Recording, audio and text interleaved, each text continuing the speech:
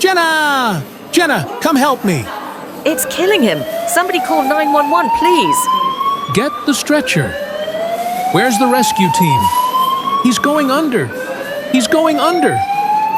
On a seemingly ordinary summer morning at OceanWorld, trainer Colton Reeve began what was supposed to be a routine session with the park's Orca, Shadow. But within moments, the day took a horrifying turn, one that would leave the marine park community shaken to its core. Was this a tragic accident, or could Shadow have been trained for something far more deadly? Today, we dig into the disturbing final moments of Colton Reeve and the dark questions surrounding Shadow's behavior. If you're passionate about uncovering the truth behind animal attack stories and want to join a community that explores these gripping stories in detail, make sure to subscribe now. Like and share this video to help us bring these stories to light. At 26 years old, Colton Reeve was one of OceanWorld's most dedicated orca trainers. With years of experience under his belt, he was known among his colleagues for his passion and relentless ambition. Every day, Colton worked tirelessly to build trust and understanding with the orcas, creatures known for their intelligence and strength. OceanWorld itself was a sprawling marine park located on the coast, renowned for its amazing orca shows that drew thousands of visitors each year. Established decades ago, the park had a reputation for being a leading destination for marine entertainment, blending education with spectacle. Yet behind the scenes, the complexities of caring for such massive animals demanded constant vigilance. Among the park's orcas, one stood out: Shadow, a large and powerful male known both for his impressive size and his unpredictable temperament.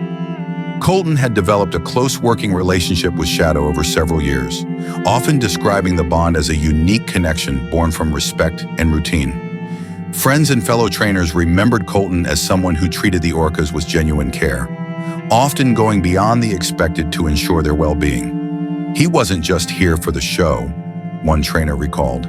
Colton truly understood these animals. He wanted to make a difference. Colton's daily routine was grueling, yet precise. Mornings began before sunrise with detailed preparations, checking tanks, reviewing training plans, and coordinating with the team. Throughout the day, Colton led multiple training sessions, focusing on exercises designed to stimulate the orcas mentally and physically. The public shows, which showcased orcas performing jaw-dropping leaps and intricate behaviors, were the highlight for visitors. But they were only a small part of what trainers like Colton did behind the scenes. Despite the routine, there was an unspoken awareness among the staff that working so closely with such powerful animals carried inherent risks. Colton approached each day with a mixture of caution and confidence, believing that his experience had prepared him for anything. The day before the tragic incident, on a warm Thursday morning at OceanWorld, Colton Reeve was preparing for what was planned as a special training exercise with Shadow. It was scheduled for 10 a.m., a time when the park was usually quiet, giving trainers a chance to work closely with the orcas without the distraction of a large audience. Colton had been reviewing the session's objectives with his co-trainer, Jenna Mitchell, a seasoned professional who had worked alongside him for over 3 years. Together, they aimed to practice a series of complex behaviors designed to test Shadow's responsiveness and strengthen their communication. However, throughout the morning, subtle signs suggested that something was off with Shadow. Several staff members reported that the orca was unusually restless, exhibiting behaviors that trainers described as atypical. Earlier that week, there had been minor incidents: Shadow snapping at the water surface more aggressively than usual and briefly refusing to follow commands. Despite these warning signs, park management seemed intent on maintaining normal operations. Internal communications, later leaked during the investigation, revealed memos urging staff to avoid unnecessary delays and to keep the shows running smoothly. One such memo, dated the morning of the incident and signed by Operations Manager David Hawthorne, stressed the importance of maintaining public confidence in the park's safety protocols. Experts in marine biology and orca behavior, like Dr. Melissa Grant from the University of Washington's Marine Mammal Institute, caution against underestimating the intelligence and power of orcas. These animals are apex predators with complex social structures, Dr. Grant explained. They can be unpredictable, especially when stressed or provoked. Any deviation in their behavior should be taken seriously. Despite these cautions, the day went on as planned. Trainers continued with their routines, determined to keep the animals and themselves safe while delivering the captivating performances visitors expected. It was 9:58 a.m. when Colton Reeve stepped cautiously onto the edge of the Orca tank at OceanWorld. The water was unusually still that morning, its surface smooth like glass, reflecting the bright Florida sun. Shadow lay just beneath, his massive body moving slowly, almost deliberately. Colton gave a low whistle, locking eyes with Shadow. The Orca's gaze was intense, longer and more focused than usual. There was something in Shadow's stare that unsettled even the most experienced trainers that day, including Jenna Mitchell, who watched from the sidelines. Colton began the routine. He signaled Shadow with a familiar hand gesture, calling for a tail slap. Shadow complied, hitting the water hard and sending ripples across the tank. Next, Colton commanded a breach, and the Orca exploded from the water with a powerful leap. But then, as Colton extended his arm toward Shadow, the Orca's behavior shifted. Instead of the expected gentle nudge, Shadow lunged forward with terrifying speed. His massive jaw clamped down on Colton's left arm. Colton shouted, struggling to free himself as Shadow's grip tightened like a steel trap. Panic erupted around the tank. Trainers and staff screamed, rushing toward the edge. An emergency alarm blared through the park, signaling a critical incident. Jenna Mitchell and several other trainers dove into action, attempting to pry Shadow's massive jaws open. But the Orca's strength was overwhelming. The tank became a chaotic scene. Divers entered the water, medics stood ready on the platform, but every attempt to separate trainer and Orca was met with fierce resistance. Seconds felt like hours as Shadow held on. Colton fought to stay conscious, trying to calm the Orca, whispering commands. But Shadow's behavior was unlike anything the trainers had seen before. Emergency teams were called to evacuate the area, preparing for what would soon become a desperate rescue mission. At 10:05 a.m., after what seemed like an eternity, Colton Reeve was finally pulled from the tank by a team of divers and fellow trainers, including Jenna Mitchell. He was unconscious, his body severely injured from the Orca's powerful bite and thrashing. Emergency medics rushed to his side on the platform, working quickly to stabilize him. Within minutes, a helicopter was called to OceanWorld's helipad, prepared to transport Colton to Regional Medical Center just a few miles away. Paramedics worked feverishly, fighting to keep him alive during the rushed flight. Back at the park, the mood was one of shock and disbelief. Trainers and staff stood silently, many unable to process the horror unfolding before them. It was like watching a nightmare play out in real time, Jenna Mitchell later recalled. As emergency protocols kicked into motion, investigators began scrutinizing the response. Some employees quietly expressed concerns that safety procedures were not as thorough as they should have been. There were questions about the speed of communication, the readiness of rescue teams, and whether earlier warning signs had been adequately addressed. Official emergency logs obtained later through public records revealed panic-stricken 911 calls from park staff. One dispatcher recorded a call at 10:02 a.m. "We have a trainer trapped in the Orca tank. Severe injuries, immediate assistance needed." Throughout the chaos, every second counted as medical teams fought to save Colton's life.